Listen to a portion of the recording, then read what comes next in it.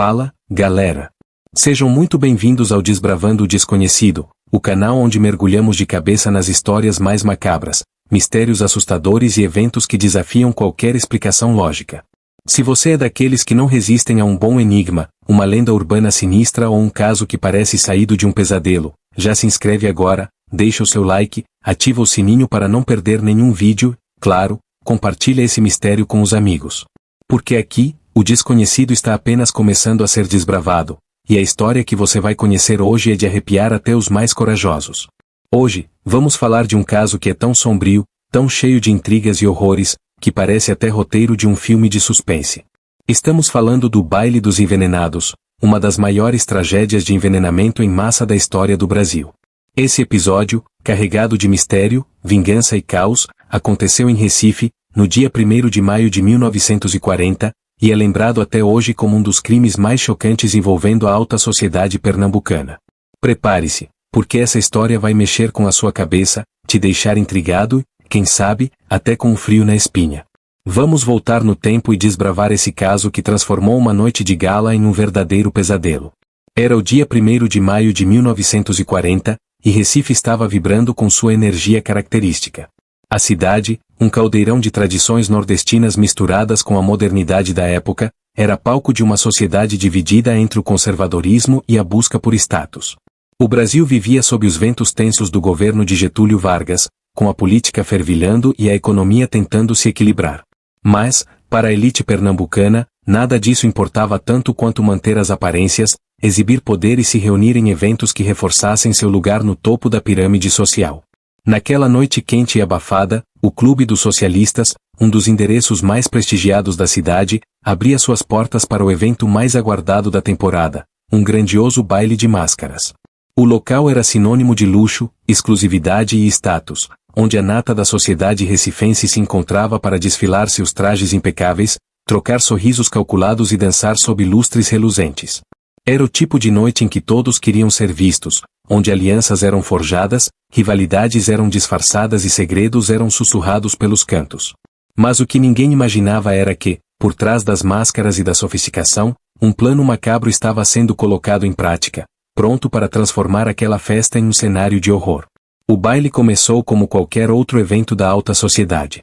Os convidados, vestidos com elegância, circulavam pelo salão, enquanto garçons impecavelmente uniformizados serviam taças de champanhe gelado e bandejas com iguarias preparadas para impressionar.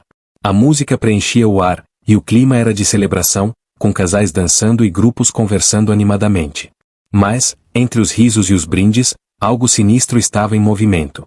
O que parecia ser apenas mais uma noite de ostentação estava prestes a se tornar um dos capítulos mais sombrios da história de Recife. O plano maligno começou a se revelar de forma sutil, quase imperceptível. Em algum momento da noite, um veneno mortal, possivelmente arsênico, foi introduzido nas bebidas e nos alimentos servidos aos convidados. Não era um veneno qualquer, mas uma substância cuidadosamente escolhida para causar sofrimento prolongado, em muitos casos, a morte. O arsênico, conhecido por sua letalidade, age de forma traiçoeira. Seus efeitos não são imediatos, mas devastadores. Ele se espalha pelo corpo, causando dores excruciantes, náuseas, convulsões e, em muitos casos, uma morte lenta e agonizante. E foi exatamente isso que começou a acontecer no Clube dos Socialistas.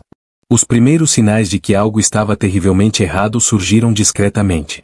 Alguns convidados começaram a sentir mal-estar, atribuindo, talvez, ao calor ou ao excesso de bebida. Mas, aos poucos, o que era desconforto se transformou em pânico. Pessoas que minutos antes dançavam e riam agora caíam ao chão, contorcendo-se de dor. Gritos começaram a ecoar pelo salão, enquanto outros convidados, ainda sem entender o que estava acontecendo, tentavam socorrer os afetados.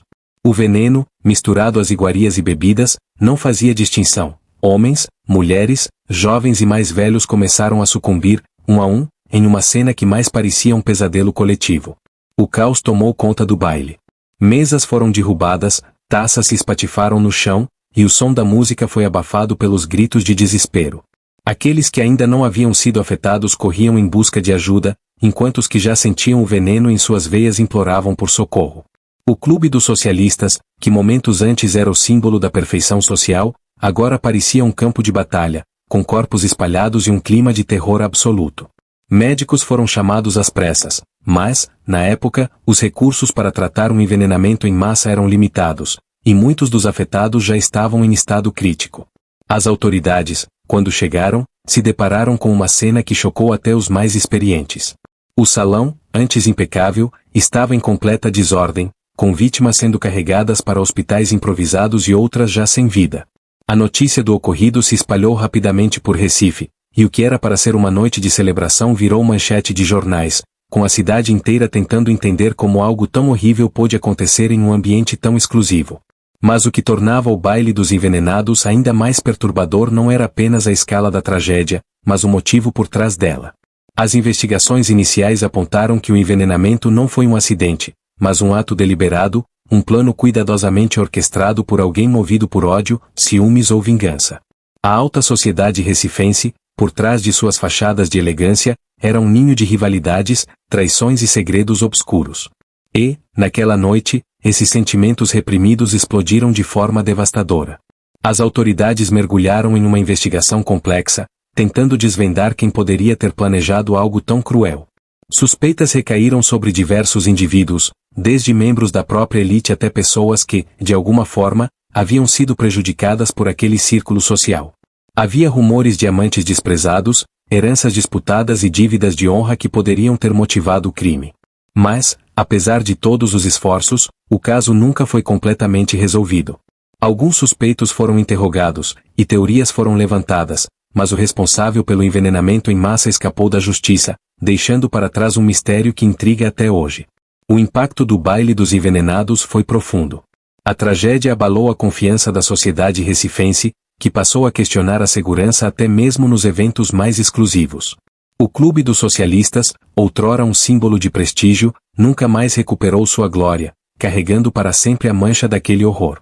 A história também serviu como um lembrete sombrio de que, por trás das aparências de sofisticação, a natureza humana pode esconder desejos de vingança e crueldade inimagináveis. Décadas depois, o baile dos envenenados continua sendo um dos casos mais fascinantes e assustadores da história brasileira.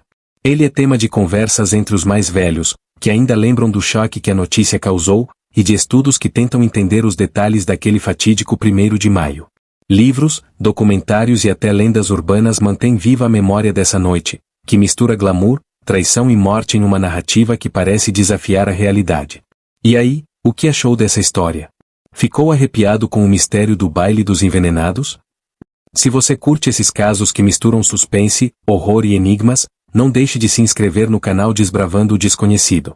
É só clicar no botão de inscrição, deixar o seu like e ativar o sininho para não perder nenhum dos nossos vídeos. E não se esqueça de compartilhar essa história com seus amigos, porque o desconhecido está cheio de segredos esperando para serem revelados. Até o próximo mistério, e cuidado com o que você bebe na próxima festa.